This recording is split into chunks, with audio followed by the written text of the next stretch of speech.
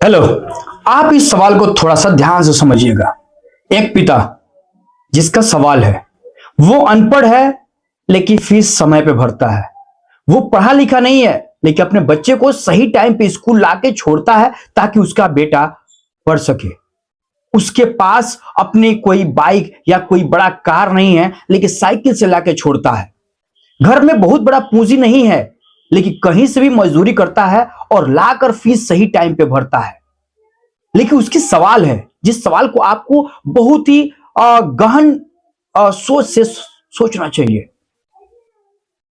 उसका सवाल यह है कि मैंने सही टाइम पे फीस भरे, सही टाइम पे स्कूल पे और बच्चे को लाके छोड़ा, सही टाइम पे बच्चे को खिलाया, लेकिन प्रॉब्लम ये रही कि जब साल का एंड आया तो बच्चे में वो ग्रोथ नहीं दिखा, वो तरक्की नहीं दिखी जो उसने सोचे थे।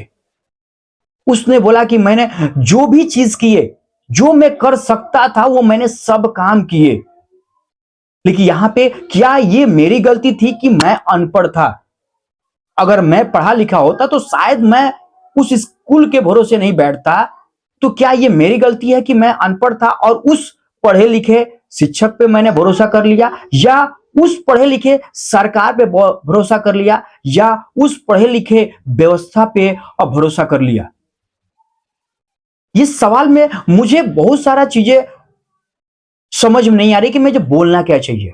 लेकिन उस पिता का जो सवाल है वो साफ मुझे पता चल रहा है कि पिता का जो व्यवस्था है, चाहे वो काम करने, मजदूरी करने के तरीका या सभी चीजों को कैसे भी बैलेंस करने का तरीका, वो अपने बच्चे का पूरी तरीके से ग्रोथ चाहता है, पूरा मेहनत करता है, लेकिन कहीं ना कहीं मिस्टेक हो रही है, या तो शिक्षक से, या तो शिक्षा व्यवस्था से, या तो सरकार से, या हम सब से।